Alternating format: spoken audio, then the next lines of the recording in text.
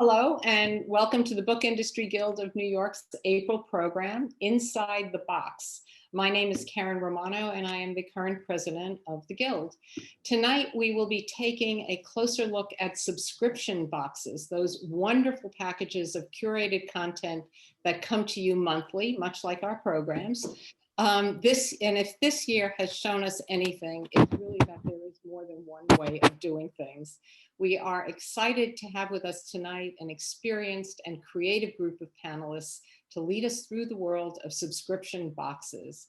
These curated offerings can connect readers to authors, create communities, and can be powerful channels to reach non-traditional markets and readers who might not otherwise have regular access to books to which they can relate. Some of these, I have been told, even include stickers. We have come a long way since the Book of the Month Club was introduced in 1926. I am delighted to be able to present our moderator for the evening, Angela Haupt. Ms. Haupt is a journalist based in Washington, D.C. In addition to being a full-time editor with U.S. News and World Report, she's a prolific freelance writer and regularly writes about books for the Washington Post. That includes book reviews, bookish features, and interviewing and profiling a wide array of authors from Frederick Bachman to the Astro Poets and Louis Sachar. So with that, I will turn it over to you, Angela. Thank you. Thank you so much for the introduction, Karen. Hi, everyone. I am so excited to be here for this conversation. Personally, I love getting mail, and I especially love when it's a box full of books.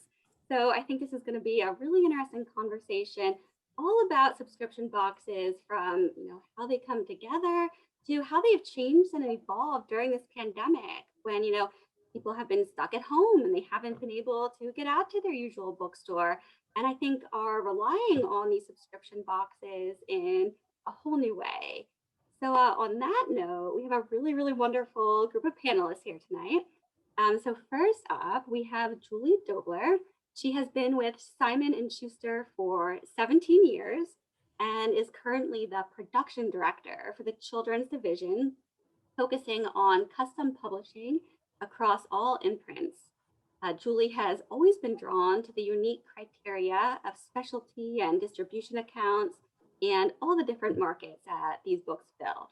She studied English with a focus in publishing studies at Hofstra University, and she has more than 25 years of experience in producing children's books across a few different houses, including Golden Books and Random House. So hi, Julie, and welcome. Hi, everyone. Happy to be here.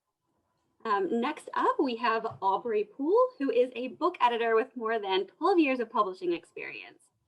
She's the acquisitions editor and lead curator for Literati, which is a children's subscription service. Previously, she worked at Hachette Book Group and Sourcebook Inc. as a children's and young adult editor. Aubrey acquired the #1 New York Times bestseller, Max Einstein, The Genius Experiment by James Patterson and Chris Grabenstein from Albert Einstein's estate, as well as the #1 New York Times bestseller, The Cellar by Natasha Preston.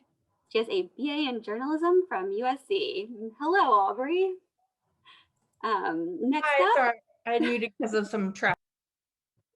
Well, nice to have you here. Next up, we have Nicole Vines Verlin, who is Vice President, Special Markets at Simon Schuster.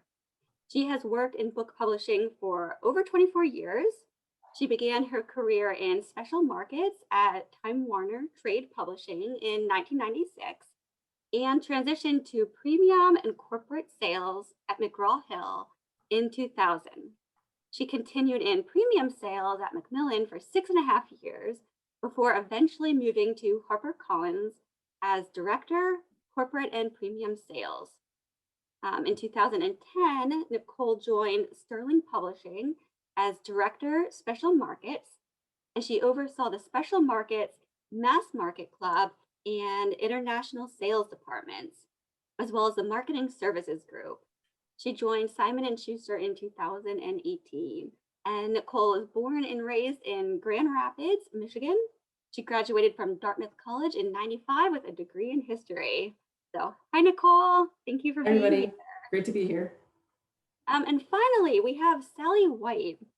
Sally is the creative director of Owlcrate Jr., and that is a monthly middle grade subscription book box for readers who are ages 8 through 12. She is a graduate of Simon Fraser University's print and digital publishing program in Vancouver, British Columbia.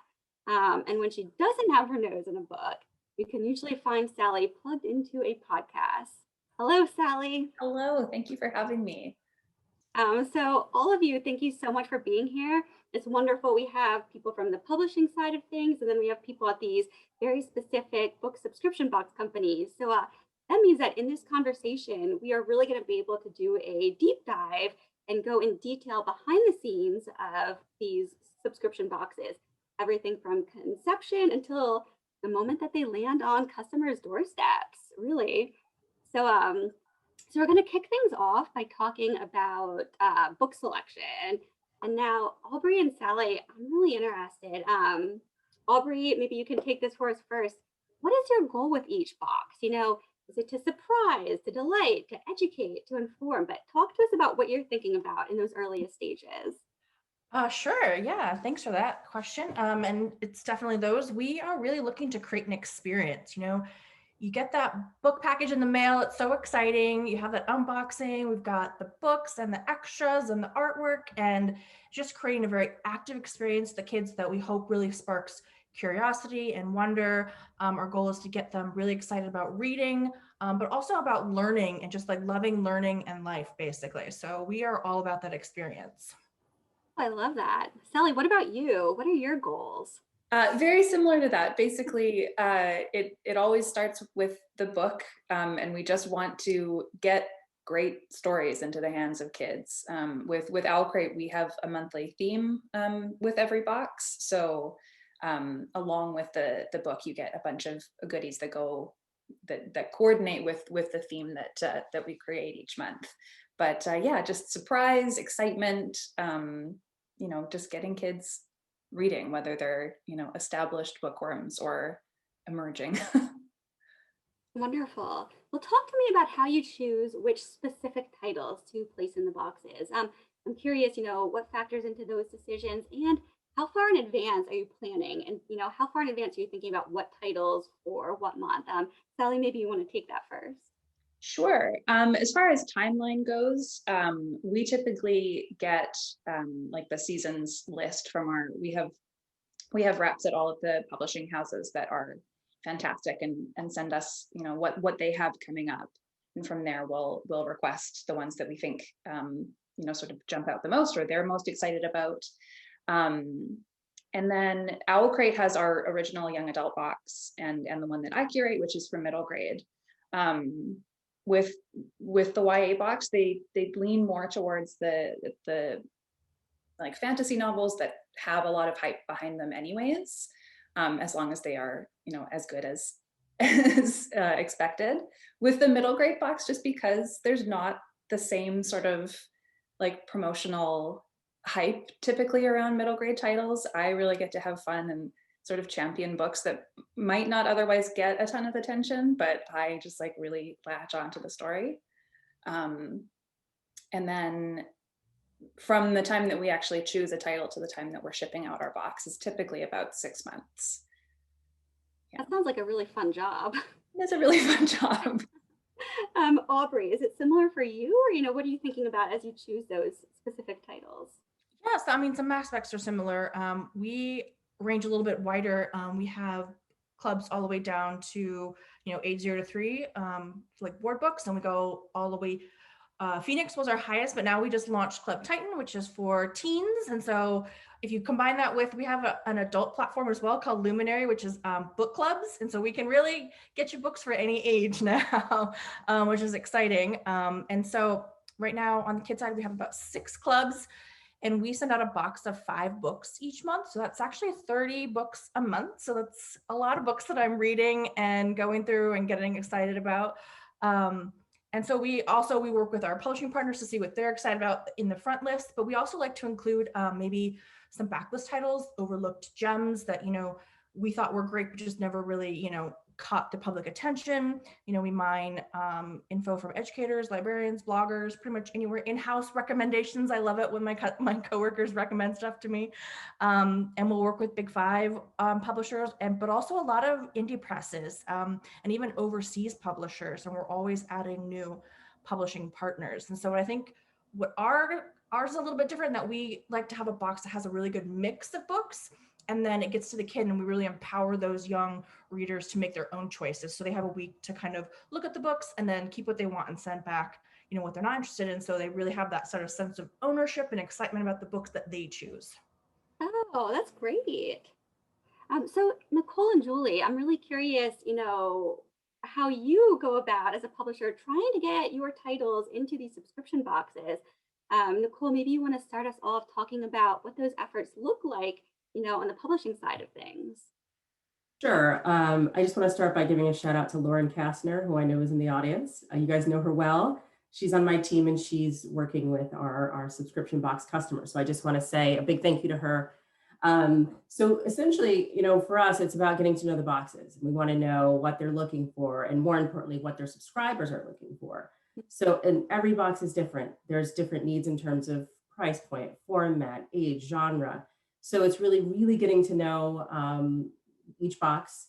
And, we publish thousands of titles. So it's, for us, it's being able to understand what their needs are, and then being able to go through our backlist and identifying titles on the front list that are going to be right for those boxes.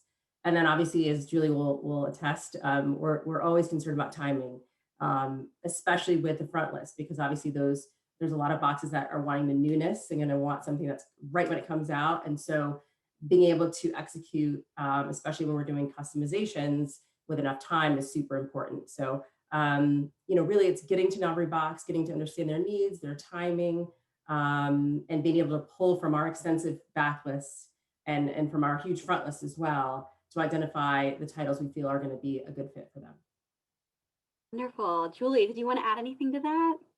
Yeah, I will add that, the closeness we work together in terms of the front list books. I mean, and we love, Aubrey, the backlist deep dive that we see. And when we try to customize, particularly the front list, when we're faced with a time crunch as well, we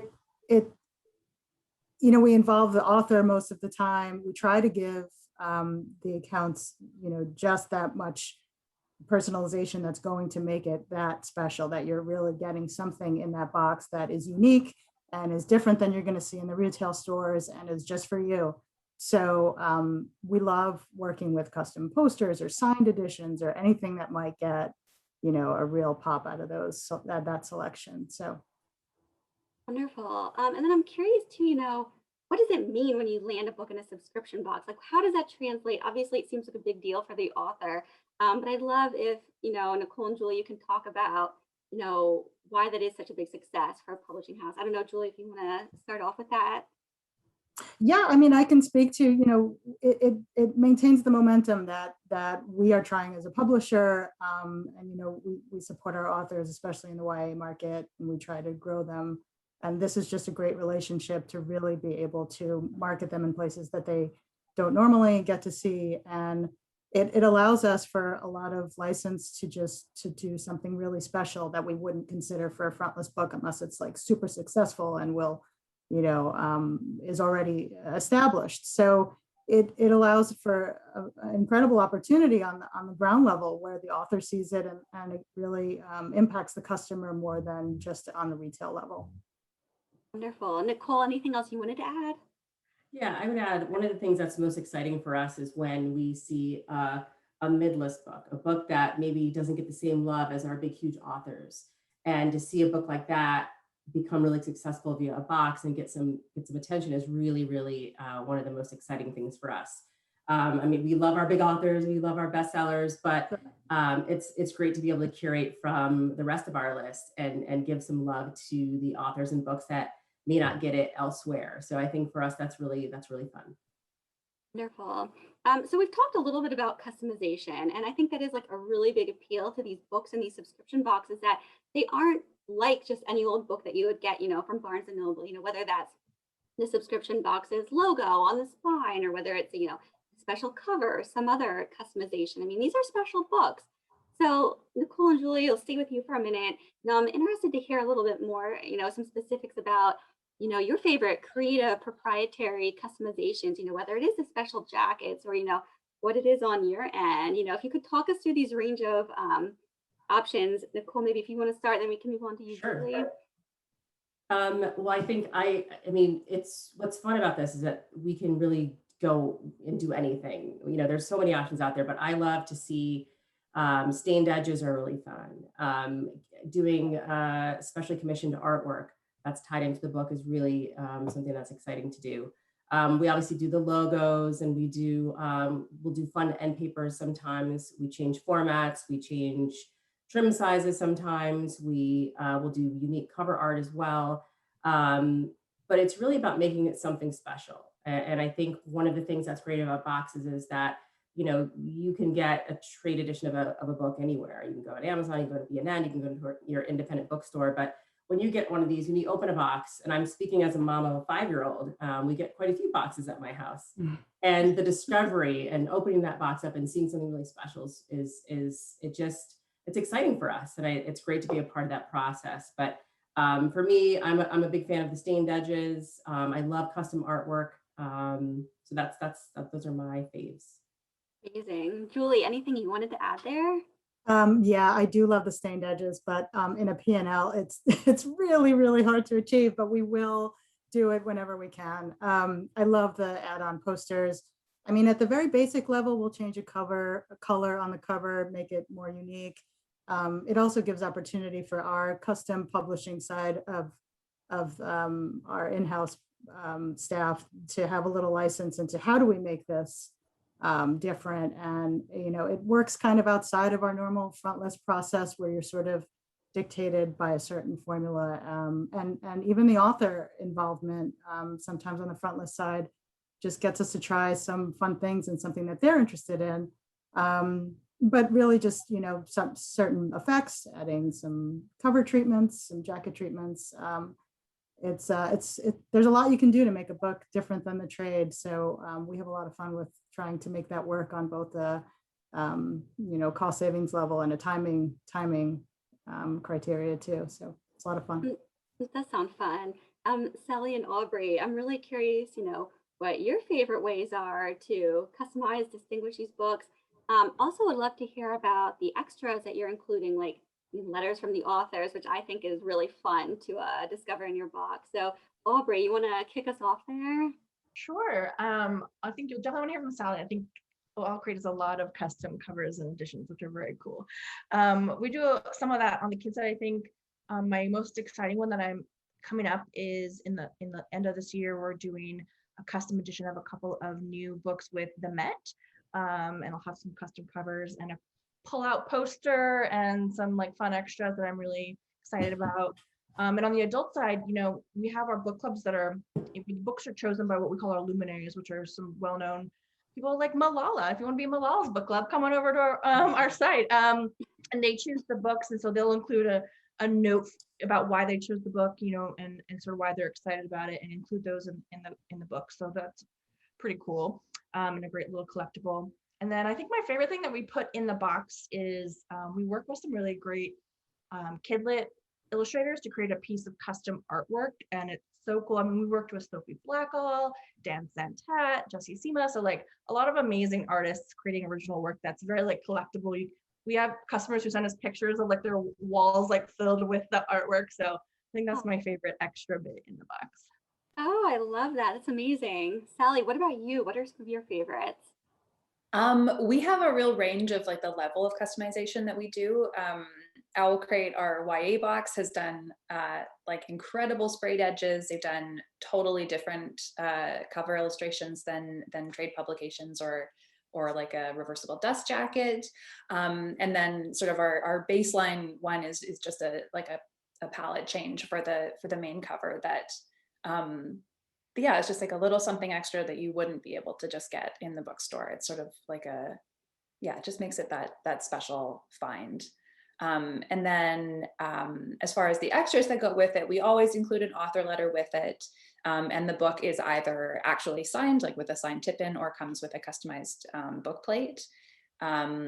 We're starting to bind the author letter straight into the book for certain books as well, as long as schedule and budget allows for it. But I think that's a really special thing as well, because it's actually like a part of the book that way. That's something that we've got coming up that I'm quite proud of. And then as far as the extras that go with it, with like the actual items and stuff, we have a few artists that we work with every month. And then we also have a huge range of artists that we've worked with just on one-off projects. I think this is probably my most elaborate piece so far.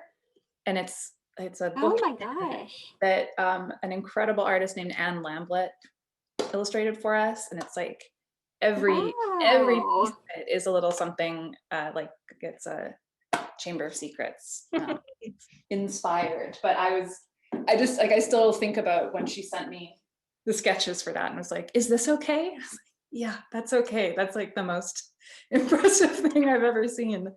So to be able to put stuff like that together is fantastic.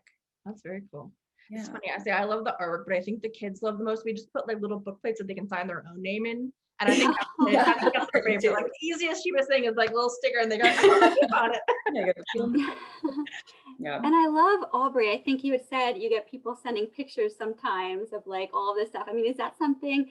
Are both of you routinely, getting to see this stuff out in the world and, with the people that you're sending it to? Like, do they routinely send pictures and kind of show themselves enjoying the fruits of your labor? We have like a dedicated Slack channel that's like marketing, like sends us like photos. So if people put it online, we generally see it. Aw, that must be really nice. Or sometimes, I don't know if we get like, when they return books, sometimes we'll get like handwritten notes from kids. It's the cutest Really? thing ever seen. Oh my gosh, what kind of thing do they say in the notes? I mean, it's just like a lot of times like thank you. It's like, thank you for sending me my books. And it's like, this is my favorite one. And like little drawing of a horse, like just random and adorable little notes. Aw, that's great. Yeah, I'm super grateful for the fact that we do have like an online community, because otherwise it's just me, especially this last year, it's been me alone in an office most of the time. So to be able to like go to the Owlcrate Junior hashtag and like actually see the kids that these end up with. And we have like photo contests every month that people can then win free boxes if they submit photos of themselves enjoying it. It just makes my day to be like, oh right, this actually ends up in somebody's home, and it could be somebody's new favorite book. That's I love that. really So what's nice a photo? remember. So what is a photo contest like? Is it basically like take the coolest picture of yourself with, this month's box and send it in? Yeah, so we include a little monthly magazine with each box that like talks about the items and has an author interview and stuff. And then there's the photo challenge prompts in there as well. So it'll be like day 1's an unboxing photo, day 2 is like a picture of you reading the book, and then from there it's featuring and a different item from the box each day. But yeah, it's 5 to 7 free boxes that we're giving out pretty much every month. I love that. I mean, I think that's a great example too of how these boxes are so interactive, and not just a matter of like just receiving it and having it be the end, but that there's this continued, communication and engagement. That's really cool. So let's talk about manufacturing these boxes, which is something I don't know a ton about, and I'm really curious to hear what is involved with manufacturing these boxes. The whole process, the timeline, just everything that goes into it. Julie and Nicole, is this something that maybe Julie, is this something you could speak to? Yeah, I mean, I can speak to the books that go in the box that you guys order. We know and we fully understand that the difference between these subscription boxes and other proprietary and custom orders that we get from other accounts is, you're only as early as your latest book, right? So, you hear Sally talking about her pamphlet and all the things that are in that. If you don't have that book, you're not sending that box out. So we fully understand the needs there, and we manufacture both domestically and overseas. We have a really great working relationship with the understanding that both accounts understand the challenges that we have. We understand what they're trying to accomplish and time-wise. So we work pretty tight with dates and what we can actually do. It is a fluid process. We continually try to improve it. We run into things like canal blocks and container shortages and things you would never anticipate. But there's really no replacement. So we try to get creative. But really, we try to get as early of a start as possible, knowing what's involved in the customization, getting the author involved right away, and if as needed, and really just communicating as best as we can. There's a lot of players involved towards the end, in terms of transportation and what we're able to do and what our hands are tied with, which unfortunately we see once in a while. But we really do try to give them exactly what they need to make these successful. If we don't get them the books, then those boxes don't go out. So. Now, was this past year particularly difficult? I mean, I know we all kept hearing about shipping, about printing ink. I mean, there are a lot of big things. I mean, did that impact things on your end?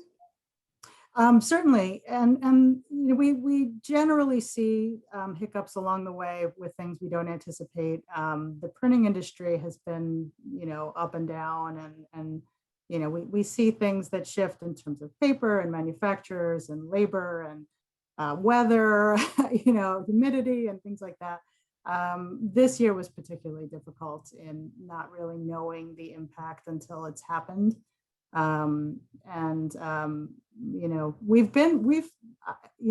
industry as a whole has been pretty impressive in what we've been able to accomplish and sort of rework. So I think it's an exercise in keeping things fresh and just trying to come up with new ways to get it out the door. Nicole, did you want to add anything about manufacturing? I would just agree with what Julie said. I think it was a challenging year, and a lot of things were just not in our control. And I think when you're working with a box, I mean, the most important thing is for us to deliver on time. So it's something we're always focused on. We have a great team at Simon Schuster. We work really hard to make sure we do as much as we can to make that happen. So we had challenges, but I think that was across the board. Every publisher was dealing with the same things, and I think overall it was a strong year across the board for the boxes. So I think we rose to the challenge, and it certainly took a lot of teamwork to do that. Yeah, I also agree with Nicole. The team that is involved with this, we work really closely together, and there's a lot of checks and balances. So, if not for Nicole or Lauren's emails, sometimes to get things rolling and sort of put pressure on, it's we use the pressure from sales, they use the pressure from production, and we just sort of make it sort of keep moving. It's really helpful, and it's all for the same the same goal. So we just all have to push our different buttons to get there. Sally and Aubrey, I'm interested in your experiences with manufacturing, and also, what these physical boxes themselves look like. Are they just plain old brown boxes showing up on people's doorsteps? What do they look like? Sally, do you want to maybe kick us off? Sure. Well, as far as what the boxes actually look like, this is what they look like for Owlcrate Jr. So you get a little design box. We've had lots of kids who send pictures of all the little illustrations on the front. They're colored in, which is great. Caution may contain magic. So we really like to actually make the physical box, part of the experience, so that it's not, although I love things just showing up in brown paper as well, personally, but we had a great time working with a designer to make this box. And then there's a red one over here, which was a special edition box that we did. Just change the color palette on that. I have already forgotten the first part of your question. Do you mind repeating it? Yeah, I'm just thinking about manufacturing and how that plays into your day-to-day work. I mean, what that whole experience is like, and how does it fit into what you do? Yeah, so manufacturing is a large part of my day-to-day. I was sketching out, all the different parts that are involved in this in a very professional sketch earlier today. But I'm typically juggling 3 boxes at any given point. Once we've selected the book and somebody like Lauren has taken over for us, the publishers are fantastic with getting everything coordinated for the books, whether it's actually getting the authors, signing the tip-ins or the book plates and getting the customizations ready for the book. Luckily, the books sort of handle themselves as far as I'm concerned. There's a ton of work that goes into that, I realize. And then I'm dealing with commissioning artwork for the most part, and then getting that artwork turned into items. So that's where the sort of 6-month timeline comes in, because we need to be commissioning artwork, approving samples. It typically takes about a month for those items to be made, and then another month to ship. So it's a long timeline. And this year in particular has been, we had a great year in a lot of ways, despite everything, but it's also been an exercise in like tightening up timelines and like really making sure that we're on schedule, and understanding that like publishers can't always pull the strings that they were once able to, because they're fighting for time in the printer, or everything's gone up in price and shipping's like just sort of figuring out the balance there. That's really how manufacturing plays into my day. That's I really love to hear that the books just show up in that way. That's what we want you to. Yeah, that's what we want you to feel like. For the most part, as long as everything goes right. And that's our goal. That it just feels like it just shows up on your doorstep. Is what that's what we aim. There's so much work going on behind the scenes, but yeah, we have, my rep is Lauren. She is fantastic, and unless something really goes wrong, I always just trust their team to get it done. So. A lot that you've got going on. Aubrey, is it similar for you? Talk us through, manufacturing and your experiences in your day-to-day. I think the process is very similar. I'm lucky, as I am the curator. I'm mostly get to pick the books, and then I get to turn to my coworkers and be like, all right, now I got to get them here. So my coworker Victoria is on the line. I think she helps with that whether it's sourcing the extras that go in the box, or hiring the illustrators, or we have also highly designed boxes that we're actually in the middle of a box redesign right now. I don't know, a little tidbit there. Always just looking to improve that experience with the customer. All the items that go in the box, from the really gorgeous illustration down to like we put like a piece of tape that you can like put on the box when you're sending your books back, like kind of the whole. Oh wow! I would say that the most that I have like where I touch manufacturing is mostly like if something is delayed, and then you start to learn more about your own company, right? Because it's like, okay, well, this book isn't here. So now our fulfillment center, which is like a huge warehouse with a bunch of people, have to like pivot and like, okay, we have to do this box instead of this box at this time. And like, I get to see how it cascades through the company. And so I think it's just been having everyone be very flexible and like making those really quick pivots to like what we can accomplish to get everything done at the right time, and that communication. So it's been really, sometimes it's scary and like, will the book come in time? But again, the publishers are generally like really great about giving us updates, and so we're always just working to get everything in the box and out on time for our customers. My gosh, I think I would always be biting my nails and hoping that everything went off okay. And then people like, walk the Suez Canal with a boat, and you're like, well. So let's talk about marketing. And, I can scroll through my Instagram or my Facebook, and I see lots of, wonderful advertisements for these different boxes. But, Aubrey and Sally, your target audience, in many cases, you're creating these boxes for people who should, in theory, not be on social media and should not be scrolling through Instagram and Facebook. So how do you market? Are you thinking about instead targeting, these kids, their teachers, their parents, or like, what's your thought process? Aubrey, you want to kick us off? Absolutely. Yeah, that's great. So yeah, obviously, the books that we're choosing and the box that we're creating, we want the kids to love it when it arrives, but like, hopefully they're not putting their credit card info in online, right? So we're definitely targeting parents, grandparents, educators, gift givers, who are looking to actually make those purchases. Our marketing director would say that we think of ourselves as a book marketing platform. So we're bringing attention to our subscription service, but also to just like books and specific books themselves. We've actually often seen people who like see a post of ours about a book or a couple of books, and will go and make that purchase at their local indie or another place. And so we're always just kind of talking about books, promoting books. And I think what's a little bit different is, our CEO comes from the tech world. She used to work at Google. And so we're very data driven. We know a lot about our customers. We have like kind of these sophisticated databases, and we really tailor our messages to kind of, the right message to the right customer at the right time. And we have this amazing in-house creative team that does like, 10 new concepts for an ad, like a week or something. So they're just, Oh my gosh. yeah, continually iterating these ads to like find out what works best. So they're always testing assumptions. And we also have a lot of great partnerships with social media influencers and ambassadors. So like through them, we can actually reach like a couple million different people.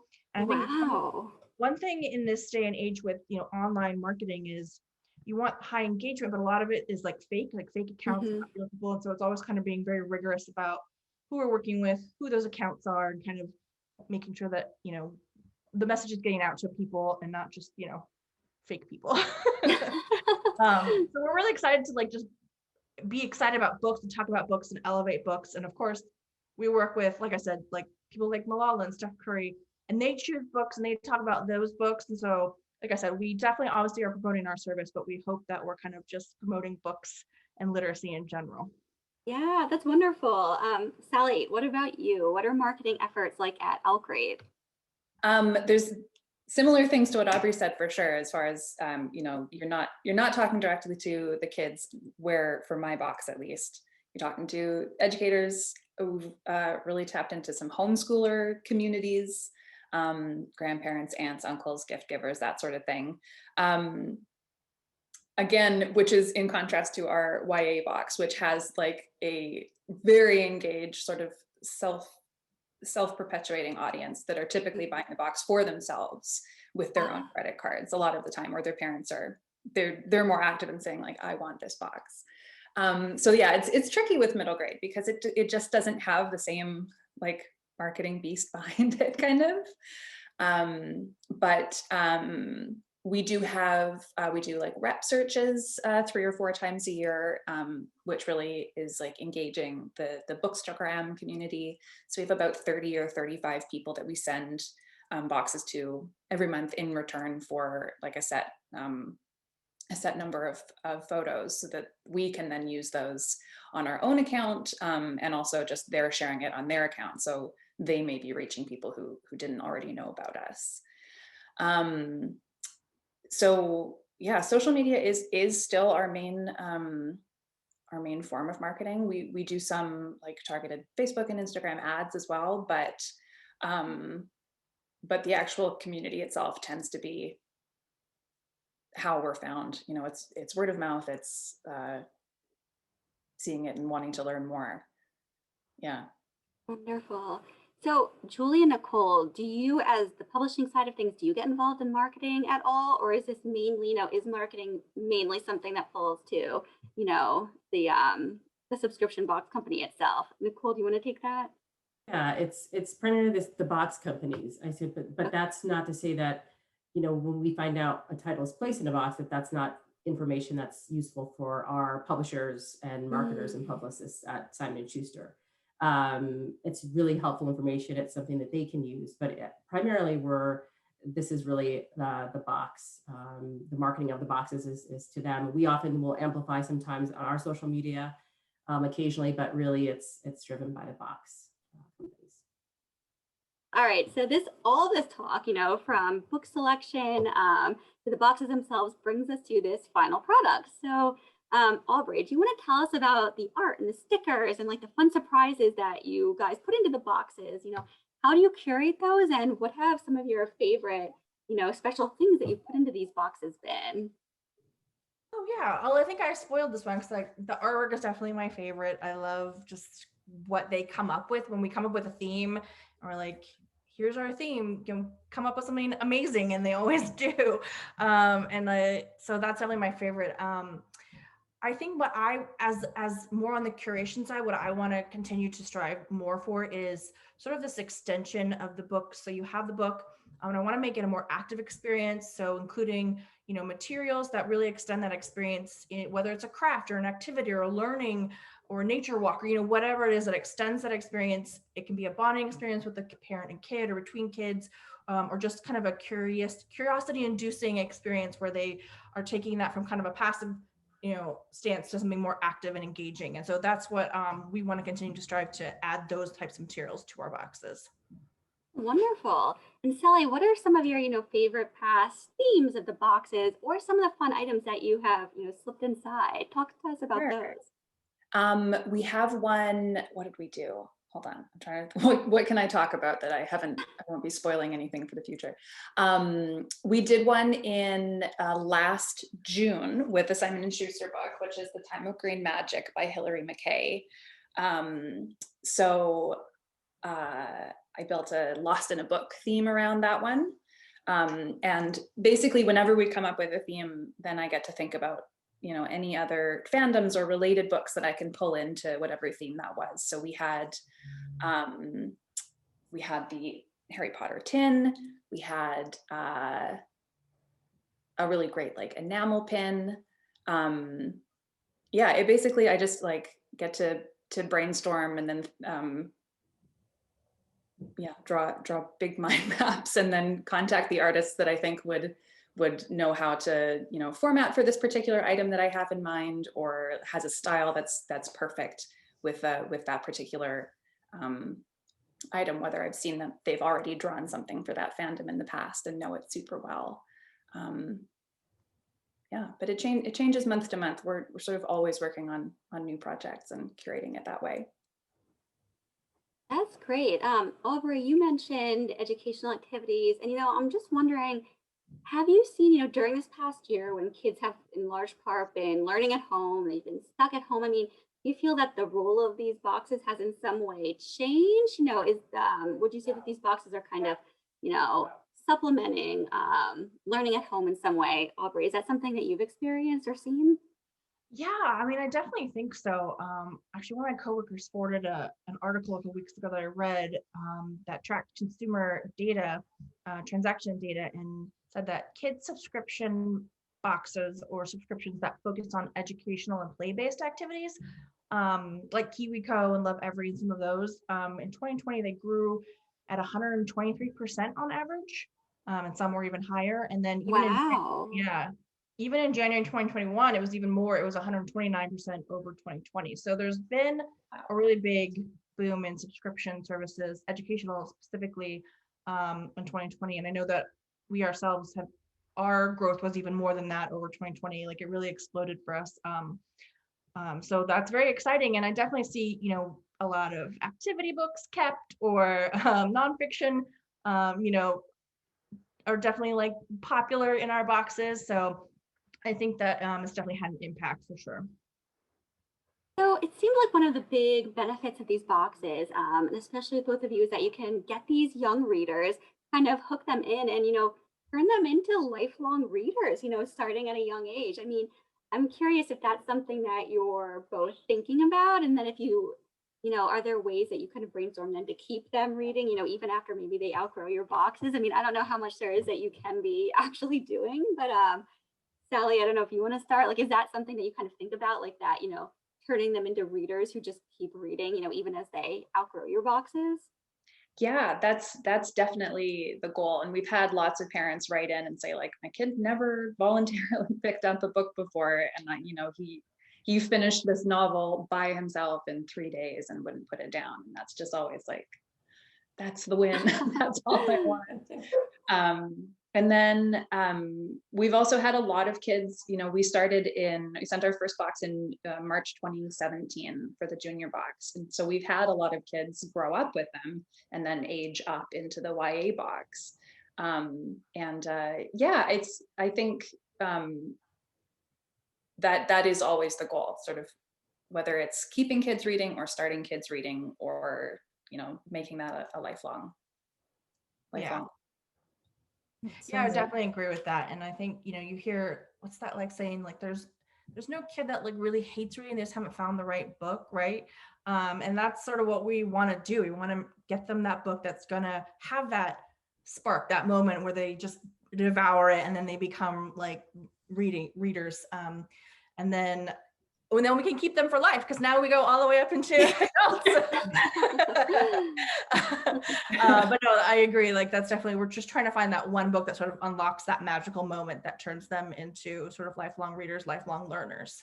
Yeah, and especially with this year, with so many kids having to be like online classes and things, that, you know, providing something that's still educational, and there's always at least one other activity or a second book or something like that, like an engaging thing in the box that, you know, a parent can totally reasonably be like, okay, turn off the screen.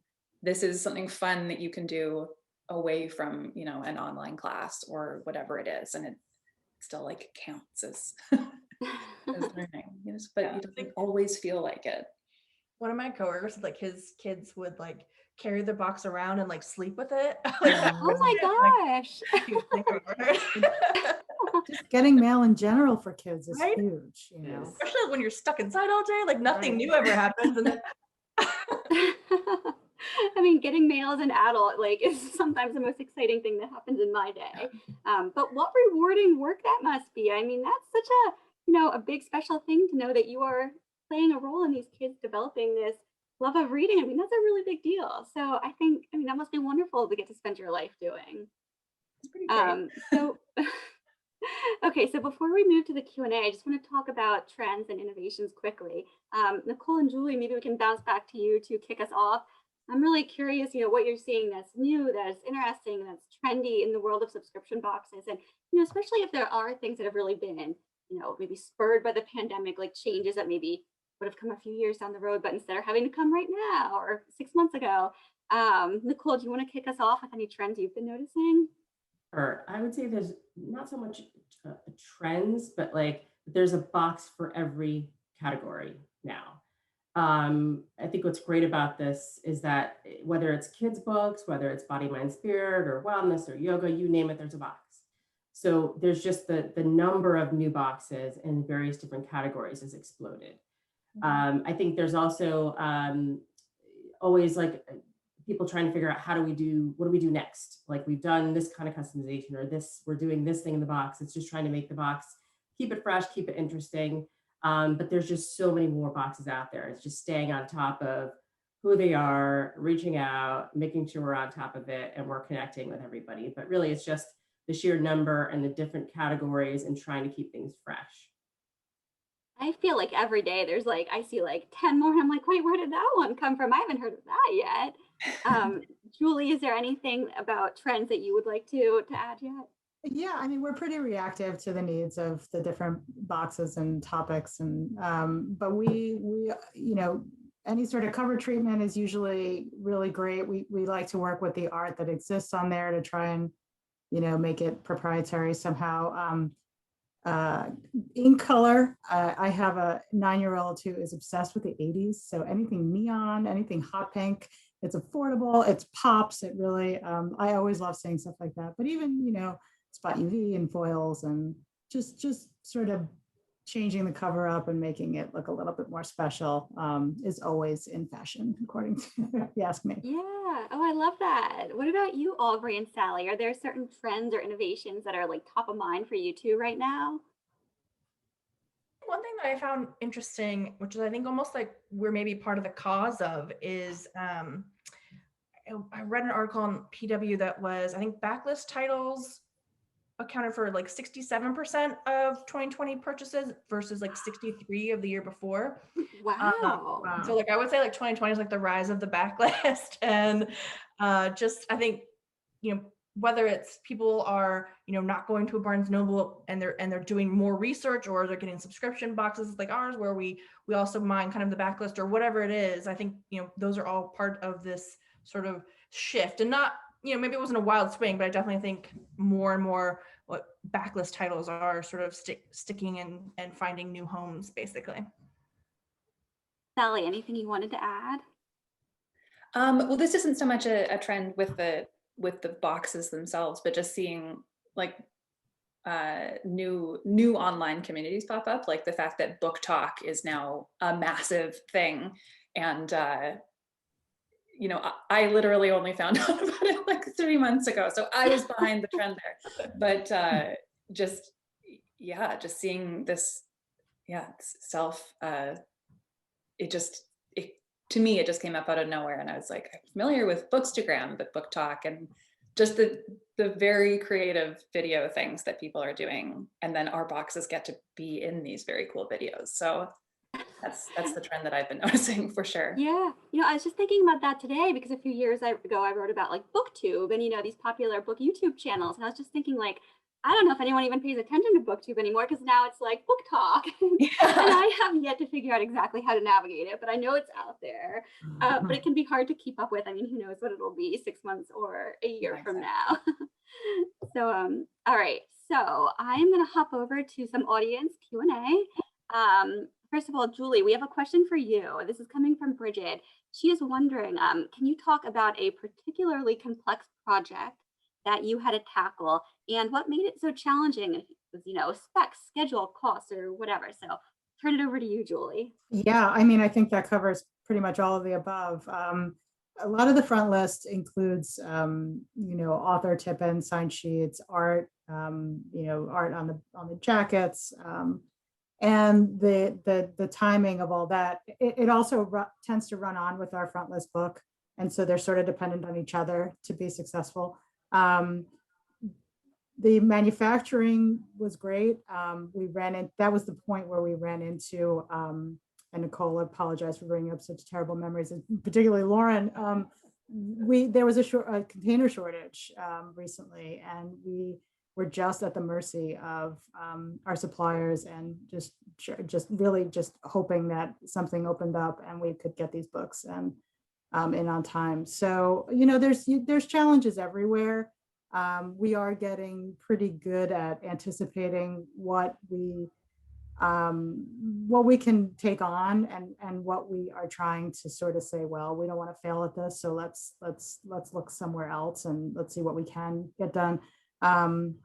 But for the most part, it's stuff that you just can't anticipate, like any other book that we put out. So, but I would say the hardest part has been the shipping issues that we've had, with which we're left with no control over. Okay, so we have a question from Martha now. So on the backlist side, how are titles chosen to customize? Do publishers pitch them, or do Owlcrate and Literati request specific backlist titles from the publishers? Anyone want to take that first? Nicole? Both. I think sometimes there are specific requests made for backlist, and other times, we know our backlist pretty well, and so we will constantly be mining that to see what might fit with whatever the theme that they're looking for. So it works both ways for us. We do both. Yep. Same answer. For Owlcrate, we start with the main book and then build the theme, and then I'll go to publishers and say, like, do you have anything backlist, whether it's nonfiction or an activity book or a second novel that would fit with this theme?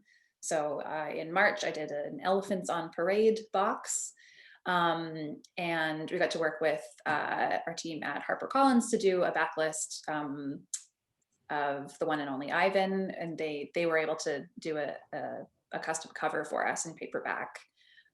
But yeah, that's the order of things for our box, is that we come up with the theme and then rely on our publishing reps to help us sort of crawl through their backlist titles. Sally, while you're talking, we have a question about Book Talk, and I'm wondering if you can explain. I'll try. What it is. Oh, I saw it written though. It's not TALK. It's TOK. Okay. It's the book part of TikTok. So I saw someone type that out. I got that wrong. Yeah, exactly what Aubrey just said. It's like a whole subsection of TikTok where people are making book-related TikTok videos, and you hashtag it with that, and then you can look specifically for that. But it's everything. There was like a really popular New York Times article about it recently, right? Yes, there was. So. Yeah, I'll see if I can find that and slip it into the comments. Okay, next question. We have a couple questions here about demand. And I mean, I think it sounds like from all of you that demand has really increased over the past year or so, while people have been staying at home. And we have a couple people wondering, now that vaccinations are starting to roll out, now that there's kind of start to see that normal life again. I mean, do you anticipate that demand might dial back, or are you all feeling confident that demand might stay at this kind of, heightened level? It's almost like sort of impossible to know at this point, I feel like. Do I think that the pace of new customers might not be quite as astronomical as at this time last year? Possibly. But I do think that, we're hoping that in addition to people who came to us because they couldn't get to a bookstore, we're hoping that, our boxes, sort of delight and inspire them, and that they're going to want to keep with it, and that we continue to, I think as Sally mentioned, and Nicole mentioned, just keep things fresh and different and interesting, and always just delighting our customers. And so I do anticipate that we will continue to grow. Who knows? I don't know it'll be quite pandemic pacing. Yes, who knows what awaits us in the wild west of this, some Right. kind of normal life. I mean, fingers crossed. Okay, so we have a question here. Have customizations in book boxes affected other books and their level of customization? Since customizations seem to be really popular on social media, people like to show off that their book isn't just that same old book that you'd find at the bookstore. Nicole, Julie, do you have any thoughts about maybe ripple effects that customization has beyond these boxes? No, not necessarily. I feel like I don't know that necessarily trickles down to us. I think it might be coming to the boxes, and then they might request certain things because of that. I think there's a certain number of we're obviously limited by price point, timing with what we're doing with customization, so that there's a lot of pieces up in play that we have to factor in with what we decide to do. I don't know that it's, at least on our end, we're not, I mean, we often see things, but I don't think, I think whatever is requested is coming from the boxes primarily. I don't know that we're seeing any sort of, any changes based on that. Yeah, I would agree with Nicole. I think that the trends follow the publishing trends. So, we're always trying to stay innovative and fresh with our formats. And I think that then extends to what we're able to offer to the specialty accounts. So, they sort of work hand in hand, but we haven't seen it in the other direction on our end much. And Nicole and Julie, we have another interesting question here.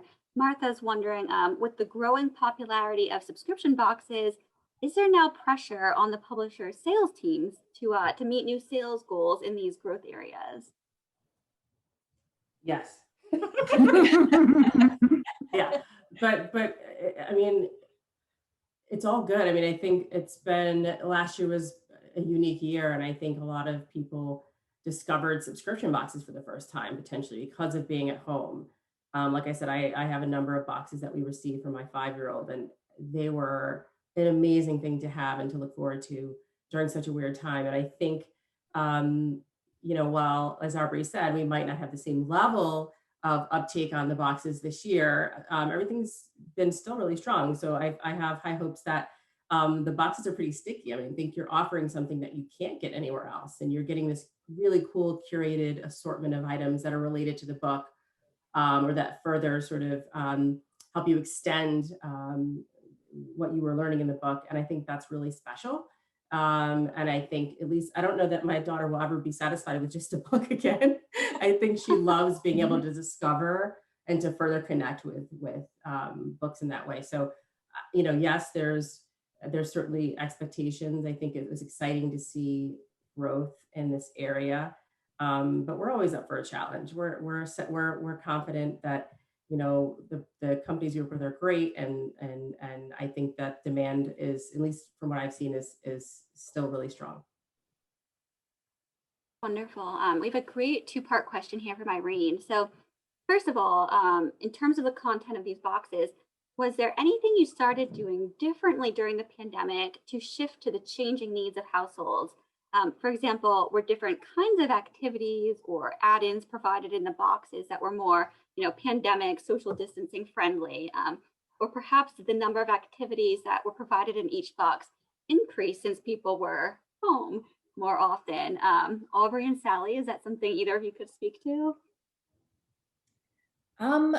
Like I said, we already included, like, sort of had made the commitment to already include at least one second book or activity or, kit of some kind. So definitely just maintained that, and, upped it when we could. For the first few months, because we're working on such a schedule, it was like the boxes we were shipping had been planned months ago. Right. But no, nothing really changed as far as the curation process. It was just more, yeah. Yeah, like on the making sure we curation got them out on side, time. maybe I avoid after a while. I was avoiding like books like about like what to do on a train or a plane or things like that. Vacation titles, and I'm like, okay, nobody wants those. And I think one interesting thing is it changed sort of our safety protocols at the warehouse, because we get books at a return, and so they all had to be sanitized and fully sort of cleaned and everything. And so we also stopped curating like like soft fun, like soft squishy books. Like we're like, well, those are like, they seem like they're a health hazard in this day. Oh no, yeah. In a pandemic, so we're like, we're not going to do those anymore. Oh wow. So it definitely affected which books we were curating. That's so interesting. Hadn't even considered that. Yeah. I'm really interested in the answer to this other part of the question, which is there anything you do differently with the boxes during the summer months when school is out of session? And also, do you find that demand for the boxes is different during the summer months than it is maybe during the school year? We have a very small team, so there's lots of things that we would love to get going, like full-on reading programs, but then that's a lot of brain power to actually execute. So we run a lot of sort of challenges and contests and stuff just through social media to encourage kids to keep reading throughout the summer. And we'll usually run like a summer reading promotion or something like that to encourage kids, or like we'll maybe remind kids to use the reading planner that we sent out in December, and send us pages from it so that we can see it, and then they could win something in return. But we don't really have any like thorough different summer programs, really. Yeah, I would say that's probably true. Maybe like activities that can be done outside more obviously. I do think when it's like back to school and the kids have like assigned reading, sometimes their tastes will change on what they read, like for pleasure. Mm-hmm. So that'll be interesting. That's kind of interesting to see if they're like, oh, I'm always up with these types of books, and then suddenly they're like, oh, I have to read that for class. I'm going to read something different. So I think it changes the sort of what books they keep a little bit, depending on the time of year. But I think the demand isn't not like, it doesn't like drop off or something over summer. I hope kids are still reading over summer. Okay, so we have two more questions here before we wrap up. One of the questions, so this is Aubrey and Sally. The question is, do you two, do you chat with each other? Or do you chat with other subscription boxes to kind of get a sense of what each other's working on? Or is that just a big no-no? Or, but, are you ever worried about an overlap, that maybe a whole bunch of boxes come out and they all have the same book, or is that irrelevant? Aubrey, what are your thoughts on that? Well, I've definitely stalked Owlcrate's website. But that's the first time I've ever met Sally. I'm like, Sally, I want to chat in the future. So I'm definitely aware of other kid subscription boxes, books and otherwise. We even kind of tried out a partnership with Love Every, thinking we had a lot of similar customers. So definitely aware, definitely looking into it. I know that my product manager maybe has some subscriptions to some competitors to see what others are doing. So we're always aware of what's out there, just to continue to iterate and compete. But I've never chatted with anyone. And I think our business models are very different, even within this kids book space, that We kind of have our own way of doing things, and customers Mm. I think will naturally gravitate to the method that best suits them. For me, again, with the junior box, basically with the exception of Literati, there really isn't much overlap in the middle grade space.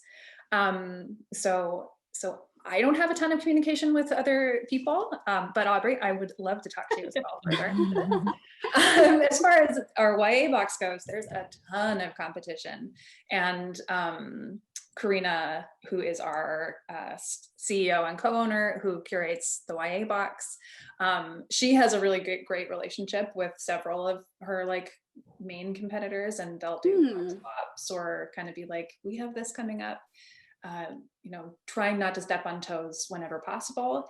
It's happened several times now that, you know, we will be sending a book rather, that another box is sending the same month. And we'll have customers get mad at us sometimes, but it's like, if you're subscribed to more than one box, it is a risk you take, but we try and give as many clues as we can. But yeah, I know she can find it really helpful to have that relationship with other boxes. And then also it kind of like keeps you on your toes to do interesting things to keep up with each other. Yeah. Oh, that's so interesting. All right, so our final question here. We have Sue is wondering, on average, how many boxes are shipped per month? Now, I'm sure you guys probably can't provide specific numbers, but, you know, is there any sense that any of you can provide of, like, we're thinking like hundreds or thousands or tens of thousands, you know, anything like that that you can kind of share to, you know, give a sense of scope of these boxes? I think tens of thousands is accurate. Yeah, we're above 10,000 combined on a monthly basis. Our YA box is bigger than the junior box, but for junior as well, we've got a pretty healthy monthly subscriber base now. But yeah, combined we're well over 10. Well, I love picturing tens of thousands of boxes full of books that are eagerly awaiting their new owners. It's very exciting when our fulfillment center sends us those photos of the boxes actually all stacked up on pallets every month. It's pretty cool to see them all together. Oh, I love going by the fulfillment center and like touching all the books. All right, well, I think with that image of all of those boxes and boxes, I think that's a great note to end on. Julie, Nicole, Sally, Aubrey, is there anything else that any of you are burning to get out there that you wish we would have talked about? Any parting notes you'd like to share? I mean, I guess just thanks for attending. Thank you so much, Angela, for these great questions and doing this. And thanks to BIGNY for inviting us to speak. And yeah, that's basically it. Thank you. Yeah, this was great to be a part of. Thank you so much for having me. All right, well, thanks to all of you. I think this was fascinating, and I can't wait to go subscribe to even more subscription boxes. Karen, I'll turn it back over to you if you'd like. I have to tell you, this has been fabulous, and I now want to go out and subscribe to a number of things. I had no idea that there was this vast array of options. I felt like there was somehow this Oprah moment in the middle of it when you were talking about customization. It's like, you get a box and you get a box. So Angela, and to all of the panelists, I can't thank you enough. I know how much time this took for you to do this, and I really appreciate your joining us and for your passion. And for everybody who's out there who I can't see who's watching this, I hope you will also come back next month on May 11th when we will be venturing into the design world. And we're going to be looking at how classic novels are being redesigned and reimagined. So we had talked earlier about the nostalgia of going back to classics and books we had read a long time ago. So I think that will also be an interesting evening. Again, thank you all very, very much for joining us tonight. It was fabulous. Well, thanks so much. It was great to be a part of it. Thanks. Bye, everybody. Bye. Good night, everyone.